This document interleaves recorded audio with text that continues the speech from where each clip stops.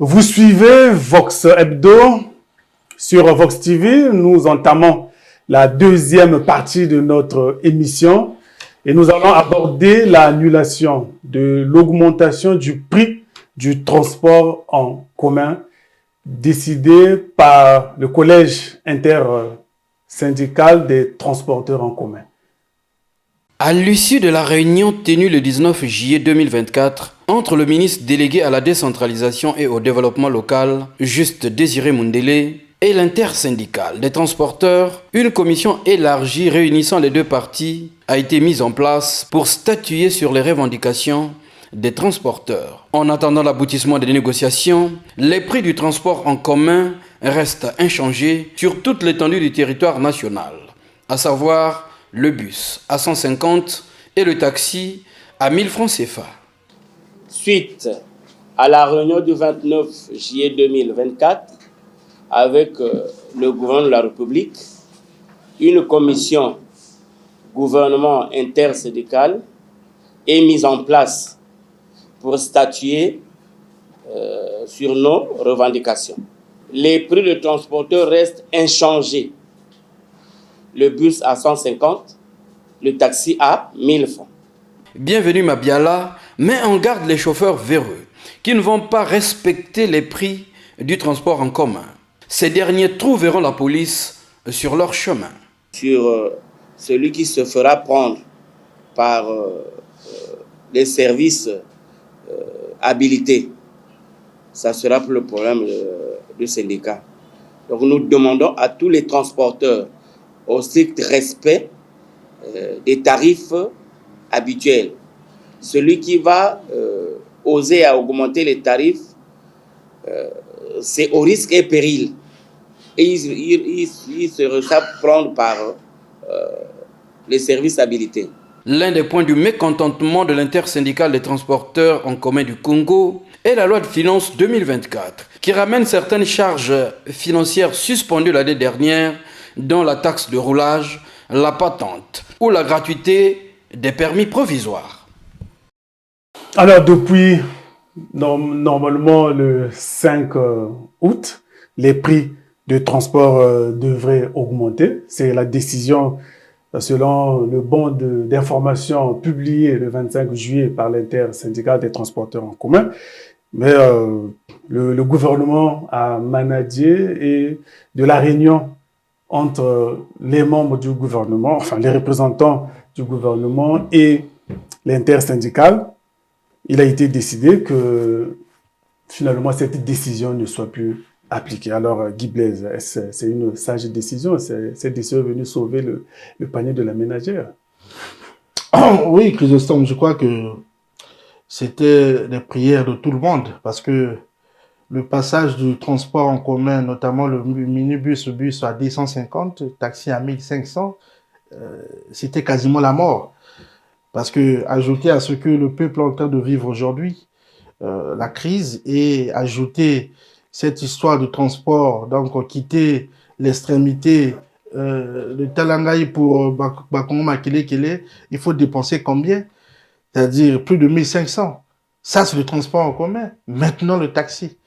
Il faut prendre 3000 aller, tout 4500. C'était difficile.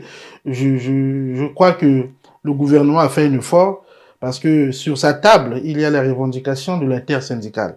Je crois bien on a suivi tout à l'heure que il y a eu, à l'issue de cette rencontre avec le ministre délégué, une commission élargie où ils vont statuer sur les revendications contenues dans ce cahier de charges. Mais est-ce que réellement ça sera réglé définitivement? C'est ça la crainte. Justement, c'est pour ça qu'ils diront voilà. Négociation. Donc, on va dépasser le 5. Il y aura parce que là, à peine hier samedi, il y a eu le président de la FESIP-CTT, un des syndicats qui fait partie intégrante de l'intersyndicale, qui ont appelé les chauffeurs de bus à respecter cette décision de ne pas faire augmenter les prix du transport en commun. Celui qui le fera, il sera arrêté par les autorités. Donc, je crois que C'est une bonne initiative du gouvernement d'apaiser, de communiquer. Mais le grand problème, c'est quand il sera question de statuer sur les revendications qui sont dans le cahier de charges déposées sur la table du gouvernement, mais il faut le faire, je crois bien, pour le bon. Parce qu'il ne faut pas que ça rebondisse. Parce que déjà, je crois bien qu'il y a d'autres usagers de la route qui avaient commencé déjà à appliquer. Hein. Brazzaville, le Point Noir, des endroits où le bus est à 250, le bus est à 200. Je crois que le gouvernement doit jouer son rôle. Oui, le gouvernement doit jouer son rôle. Chrysostome, hein. Est-ce du ressort des transporteurs de décider de l'augmentation du prix du transport? Non. Les transporteurs n'ont pas la responsabilité d'augmenter le prix du transport. Plutôt, c'est le gouvernement qui devrait discuter avec les associations de consommateurs pour regarder comment ajuster. Mais je veux revenir pour dire, même quand on vient d'abolir ce prix-là, nous qui vivons en périphérie, nous continuons à payer de Total. Après le Dieu, vous payez 250, vous payez 300. Vous êtes à Total pour aller à la base, vous payez 200. Donc, il y a des trajets qui sont comme ça où les transporteurs en commun pensent que bon, ils peuvent faire ce qu'ils veulent. Donc, il faut qu'il y ait un suivi. C'est bien de faire sur soi la décision, mais c'est mieux de regarder lesquels continuent où on pensait agir ainsi. Parce que les gens continuent à payer ces montants-là. Sur des petits trajets, quand vous êtes au marché Total, vous voulez vous rendre juste à Mafuta, on vous demande 250. Mais c'est dire qu'au fait, le transport est déjà augmenté. Le transport est augmenté parce que c'est ça que je dis, il faut qu'il y ait un suivi. C'est bien de prendre des décisions dans nos bureaux avec les syndicalistes, mais c'est mieux d'être sur le terrain, de voir ce qui se passe et pour en faire une idée afin de prendre une décision louable et responsable. Albert, les transports qui devraient augmenter, finalement, ne le seront plus. C'est une situation qui vient alléger les populations. Disons qu'ils ne le sont plus, parce que c'est à partir d'aujourd'hui oui, que ça que devrait la augmenter. mesure... Mais on ne peut pas dire seront, parce que ça englobe le futur. On ne sait pas ce qu'il en sera justement dans un mois, dans 2 mois, dans 1 an. On ne sait pas très bien.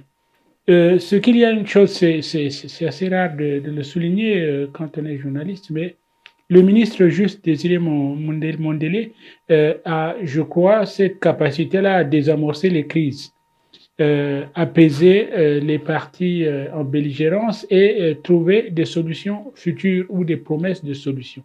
Donc ici, il a appliqué sa méthodologie et ça a marché. Mais pour combien de temps?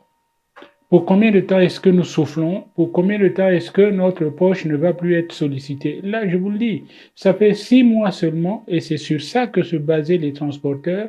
Le prix du carburant a été augmenté. Et donc, qui dit carburant dit transport, surtout en commun précisément. Alors, il ne fallait pas taper dans la même poche tout de suite pour ne pas faire augmenter le mécontentement dans le pays. Donc ça, c'est une bonne mesure. Mais je dis encore une fois, qu'est-ce qu'il en sera demain? Là est la question. Mais justement les transporteurs se basent sur quoi pour augmenter, pour vouloir augmenter le prix du transport, puisque dans les petits trajets, comme a souligné Chrysostome, nous payons déjà 250 et aujourd'hui la course n'est plus restée à 1000 francs. Sur quoi se reposent ces revendications-là? Nous sommes dans un secteur économique libéral. Donc ici, nous avons affaire à des artisans qui ont un bus, un taxi, une moto, et qui voient donc leur pouvoir d'achat diminuer depuis février, parce que bon, le litre d'essence a augmenté et que eux n'ont rien fait. C'est un réflexe, j'allais dire normal et congolais, que dès qu'il y a augmentation des prix dans un secteur, eh bien la répercussion automatique se fait sur les transports. Ça, c'est clair. D'autant plus clair que le prix en augmentation considéré ici est celui du carburant. Et donc voilà. Maintenant, est-ce que l'État, le Premier ministre, a bien démontré par sa volonté qu'il voulait bloquer que ce qu'il avait concédé, ce que le Congo avait concédé comme augmentation était le minimum dans la sous-région d'Afrique centrale. Il y en a qui ont augmenté à 100% en Centrafrique, au Gabon, etc. Donc, nous, on a augmenté de très peu. Et alors, voilà, cette augmentation faible devait nous être, j'allais dire, un peu félicitée, rétribuée, en nous tenant le discours de la logique et de la sagesse que nous avons tenu, je dis nous, pour la partie des automobilistes, mais est-ce qu'il en sera toujours ainsi? Les carburants, les prix sont fixés en dehors du Congo. Je veux dire, ne sont pas fixés par le Congo. C'est un marché international où il y a régulation. Et donc, si nous arrivions un jour à avoir une flambée des prix des carburants incontrôlée, incontrôlable par le Congo, on ne peut pas brider comme ça les mains des transporteurs et leur dire, voilà, restez sages de votre côté, ne bougez pas. Vous voyez, donc c'est ça. Guy Blaise, c'est vrai, Albert a parlé d'un secteur libéral, mais nous constatons qu'il y a un peu de l'anarchie dans ce secteur. Jusque-là, le texte qui fixe les prix n'a jamais évolué. Et nous avons vu que le ministre délégué s'est impliqué mais pourquoi ne fallait-il pas faire la même chose pour ramener les transporteurs au prix de 700 francs la course? Chrysostome, je crois que les choses évoluent. Les choses sont en train d'évoluer. Vous avez parlé de l'anarchie. Je crois que les usagers de la route, ils ont l'intersyndicale qui les gère. Ils peuvent aller tout ce monde-là à la primature ou bien au ministère des Transports. Non, il y a l'intersyndicale. Ça veut dire quoi? Ça veut dire que s'il y a un souci au niveau de l'État, l'État ne va pas. C'est-à-dire, je parle par exemple de la primature, le Premier ministre ne peut pas descendre, aller voir des automobilistes sur le terrain. Il y a l'intersyndicale, président et le bureau exécutif. Mais aujourd'hui, s'il y a eu augmentation des taxes, là on fait allusion aux revendications issues du cahier de charges déposé au niveau du gouvernement. Si l'intersyndicale menace à faire augmenter, c'est pas de leur ressort, mais ils menacent parce que ils sont conscients que ça traîne.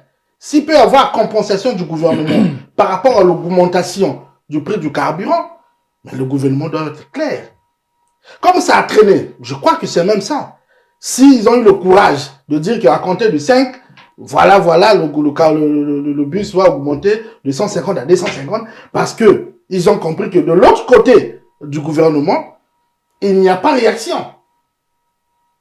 Donc, le ministre délégué qui a pris l'initiative, au nom du gouvernement pour sauver les meubles, il l'a fait. Oui. Ça, c'est un autre volet, Chrysostome.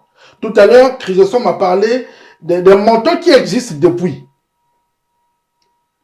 Un exemple palpable, quand tu es à Mampassi, pour aller à Mukondo, en passant par le marché des Canels, vers le bar, la mairie, pour aller à Mukondo, là, c'est 200 francs. Depuis longtemps, ça existe ce prix-là. Mais pourquoi pas l'intersyndicale puisse descendre et casser ces prix? Laisser à ces usagers de la route de faire la loi là où ils sont. Justement, c'est là où on parle de l'anarchie qui règne dans Exactement. Maintenant, eux qui sont dans les bureaux, l'intersyndicale, mais c'est là où il faut commencer. Parce que les autres diront quoi? Ils vont prendre l'exemple comme appui. Mais à Mafuta là-bas, quand tu quittes Bakomo pour aller à Mafuta, le bus est à 250. Bon, le carburant a augmenté. Jusqu'où? C'est-à-dire, la réalité sur le terrain se diffère de la réalité dans les bureaux. Les terres syndicales, qui est avec le gouvernement, mais en fait, c'est pas des choses à inventer, c'est ce que nous regardons chaque jour. Mais en quittant chez moi pour venir ici, pour avoir le transport, c'est difficile. Payer 2 taxis, à quitter l'extrémité là-bas pour venir ici, à Talangaï pour venir ici, au centre-ville, un samedi, hein. Mais il faut payer 2 taxis. Ça veut dire que l'anarchie existait. Il faut arrêter l'anarchie. Maintenant, avec la problématique de l'augmentation du transport, je crois que le ministre délégué, il a sauvé des meubles, mais pour quand? Est-ce que les choses ne reviendront pas demain de ce que nous vivons aujourd'hui? Oui, quand on ne dit rien sur l'augmentation du prix, d'abord qui existe, alors Voilà. qu'il y a les textes, faut que c'est toujours que le gouvernement cautionne un peu cette anarchie-là. Le gouvernement cautionne, ne cautionne pas. L'intersyndicale cautionne, ne cautionne pas. C'est là où je parle du suivi. La décision est prise ou elle n'est pas prise, mais il faut suivre. Sur le terrain, il y a des gens qui ont augmenté le prix de transport. C'est au vu et au su de tout le monde. Au marché total, on trouve toutes les catégories des personnes. Au marché Mampassi qui la cite, on trouve toutes les catégories des personnes. Ceux qui siègent dans les institutions, qui sont dans des cabinets ministériels, on peut les retrouver là, parce qu'il attend un moyen de transport. Quand on dit tel trajet d'ici à là-bas 250, mais le monsieur ne parle pas sur les aisselles. Il est en train de crier et tout le monde entend. Et celui qui a les 250 se précipite pour monter. Il y a des moments, vous voyez une vieille maman, vous la voyez fatiguée, mais elle dit même au contrôleur que je n'ai pas 250. La réponse du contrôleur, tu n'as pas 250, tu restes. Moi, j'ai besoin d'argent. Vous voyez, il y a un problème de suivi. Tant qu'il n'y a pas de suivi, mon frère, nous allons faire du surplace. Guy Blaise l'a dit, Albert l'a dit, le ministre délégué a sauvé les meubles, mais vous sauverez le meuble jusqu'à quand? Parce que sur le terrain, vous n'y êtes pas. Mais pourtant, la mairie, il y a la mairie, il y a la police, l'État a quand même beaucoup de démembrements sur le terrain. Monsieur, l'État a beaucoup de démembrements sur le terrain. Quand tu me dis, je ris, parce que on voulait, dans ce pays, restaurer l'autorité de l'État, mais on voit ce qu'on voit. Les éléments de l'État dont vous faites allusion, on les voit dans certains parkings, mais nous voyons comment ils se comportent-ils. Mais ils ne se comportent pas en représentants de l'État. Pire, ils sont là en train de créer encore un climat malsain, délétère et tout ça. Oui, oui, mais je crois que en voulant arrêter ce désordre, il faut descendre sur le terrain. Ce n'est pas que le problème de prix qui existe depuis, mais il y a aussi, je cite à titre d'exemple, quand vous êtes dans les grandes, comment on appelle, les arrêts de bus, les abribus, il y a des jeunes, soi-disant, qui sont dans les syndicats, qui reçoivent, et ils imposent, qui reçoivent 200 ou 150 à chaque bus. Pourquoi? Parce que ils nettoient, je sais pas, le périmètre. Le périmètre urbain, le parking, c'est la raison. Ça, c'est aussi, c'est de la pagaille. C'est du désordre. Donc, nous appelons, je crois que c'est à l'État de régler tout cela. Sinon, on ne sait pas là où nous irons. C'est le désordre total. Albert, peut-on dire que les prix, enfin, qui augmentent actuellement, est dû au fait de ces petits-là qui imposent les prix, parce qu'on a le balayage, la police, la mairie. Le chargement. Oui, voilà, surtout, on dit souvent le chargement. C'est-à-dire que c'est un ensemble de situations qui nous amènent là, à ce désordre-là.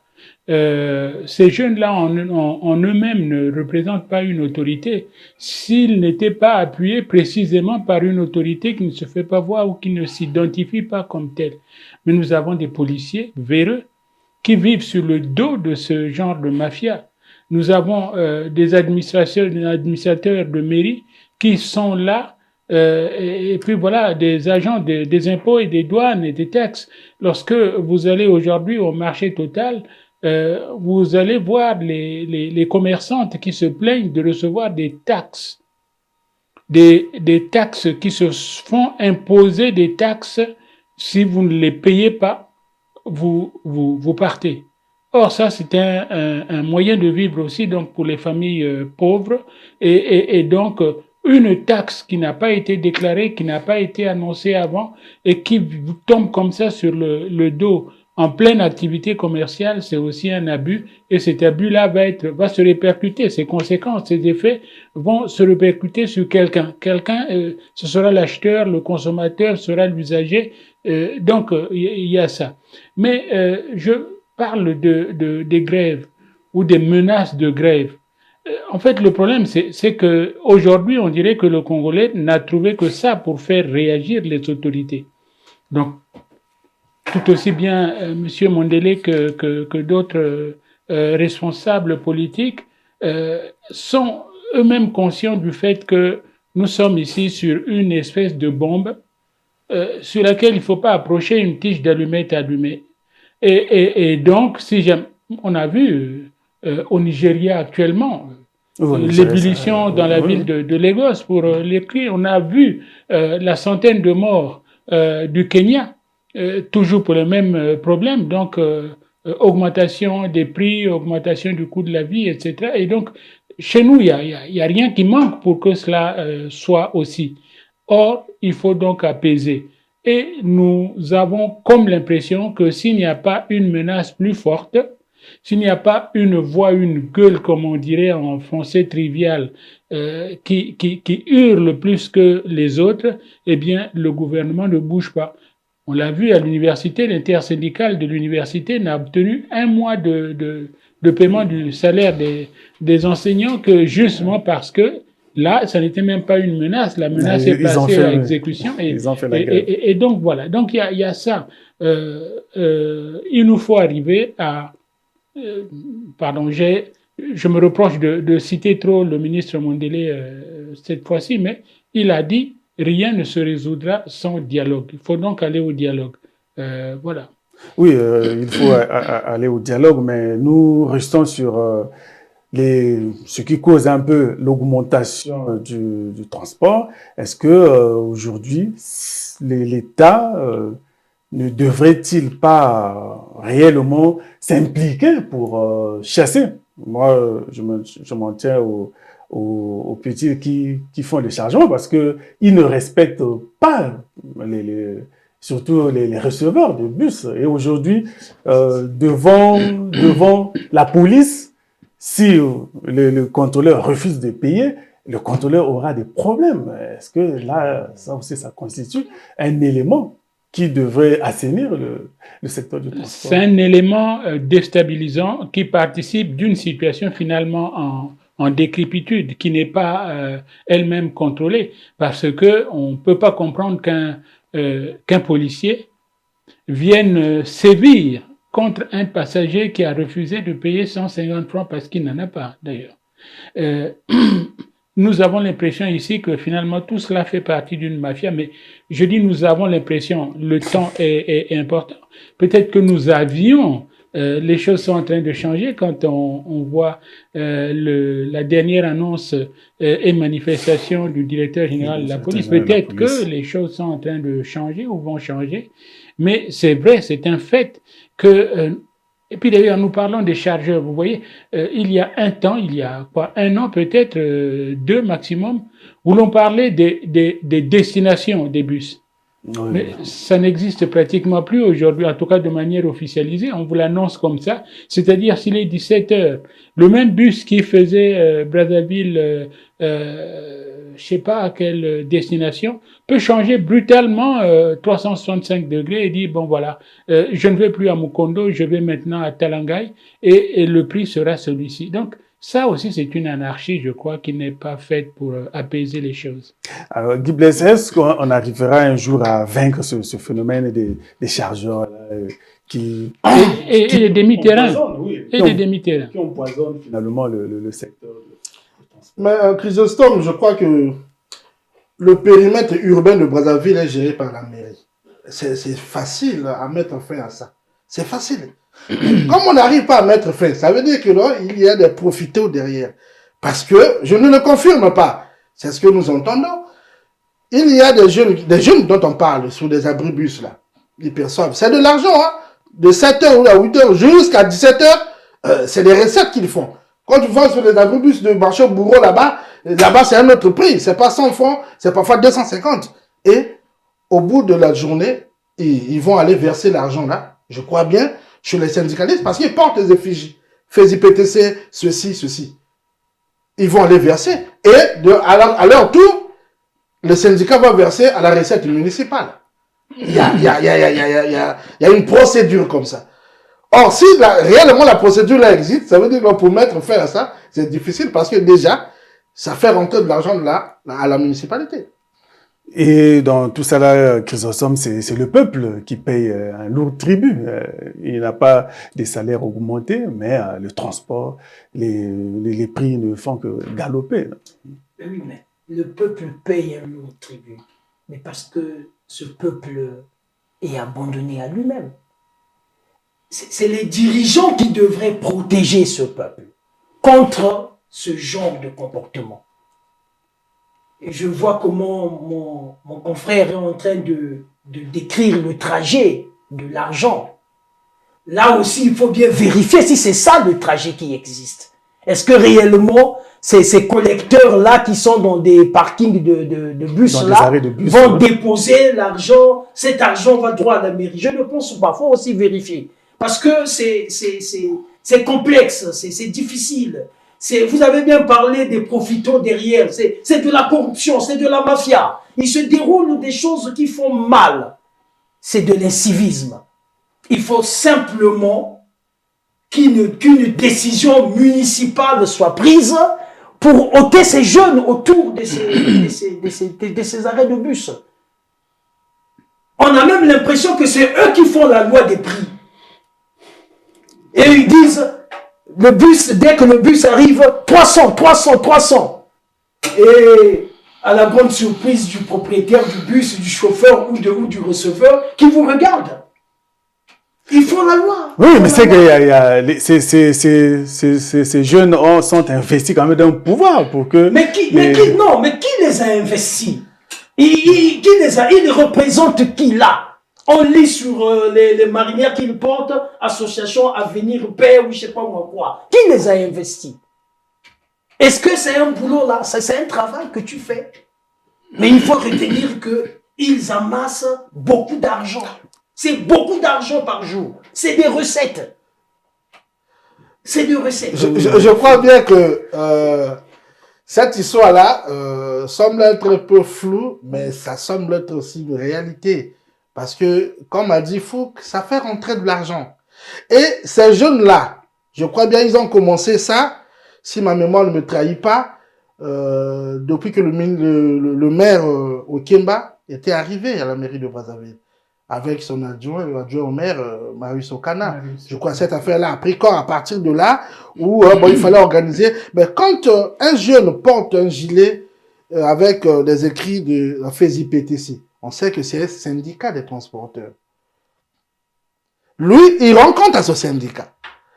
L'argent qu'il prend là, est-ce que lui, normalement, ça chez lui, ou bien il rend aussi compte? Parce que quand la police passe, quand tu dis ça, on en passe, là, il y a le commissariat là. Personne ne les arrête. Ça veut dire que c'est des choses qui sont peut-être un peu organisées que nous ne maîtrisons pas. Nous ne confirmons pas totalement ça ici, mais nous demandons aux autorités compétentes de regarder la question de près parce que ça devient gênant. Ça devient gênant. Tu as déjà utilisé un citoyen qui utilise 600 francs pour quitter Makelele pour arriver juste à Mampassi. Bon, il va peut-être à Ngamakoso ou bien à Manyanga. Bon, c'est le monsieur qui impose le prix, qui impose l'itinéraire. Non, c'est d'accord, mais tu n'as pas un mot à dire à ce monsieur. Pourquoi? Parce que voilà, c'est lui qui fait la loi. Il est là dans sa zone de compétence, il parle, personne ne peut. Attends, on est où? Albert, finalement, ce sont les transporteurs qui continuent de arnaquer la population. Si ces petits-là qui portent les gilets au nom du syndicat, ils reverseraient l'argent auprès du syndicat. Et ce sont encore les mêmes syndicats qui veulent augmenter le prix. C'est de l'arnaque en plus. De l'arnaque. Il y a au moins un principe qui peut être pris pour acquis. Que eux, ils veuillent augmenter les prix des transports, c'est, j'allais dire, mécaniquement compréhensible. Ils sont des artisans, comme je l'ai dit, et donc ils veulent gagner de l'argent et pas en perdre. Et alors, ils veulent en gagner sur le dos des citoyens dociles que nous sommes. Vous pouvez rien si à 18h, 19h30, on vous débarque en plein Manyanga et que vous deviez aller à, je sais pas, Ngamakoso ou au centre-ville ou au rond-point Mungali. Si on vous débarque là, vous êtes aussi dans la crainte des Koulouna, de ceci, de cela. Il dit non, ben voilà, au lieu d'épargner 100 francs, eh ben, je préfère les mettre dans les mains de ce véreux-là dont je sais qu'il est malhonnête parce que au moins, il va contribuer à me faire arriver à ma destination finale. Donc, il y a ça. Donc, c'est une situation générale où l'État, comme on a dit, il y a des commissariats en plein arrêt, important de notre ville. Donc, nous parlons de Mampassi, nous parlons de Total même, d'ailleurs, oui, de Château d'Eau. Les commissariats ne sont pas à plus de 300 mètres. Et ces commissaires-là, ces policiers-là voient les populations qui sont prises à la gorge dans la menace d'être abandonnées là si jamais ils n'obtempèrent pas. Alors, quel est l'ordre qui leur est donné? Comment est-ce qu'il fonctionne? Ça, ce sont des questions que nous devrions nous poser. Ok, la population doit être délivrée de ce genre de situation par la police parce que les agents de police qui sont installés ou affectés dans les différents quartiers devraient veiller à ce que la population se déplace sans problème avec la conjoncture que nous vivons aussi. Bien, nous sommes arrivés donc à la fin de cette émission. Merci, messieurs, d'avoir été avec nous pour décrypter cette actualité. Chers téléspectateurs, au revoir. Bonne continuation avec les programmes de Vox TV. À nous revoir dimanche prochain.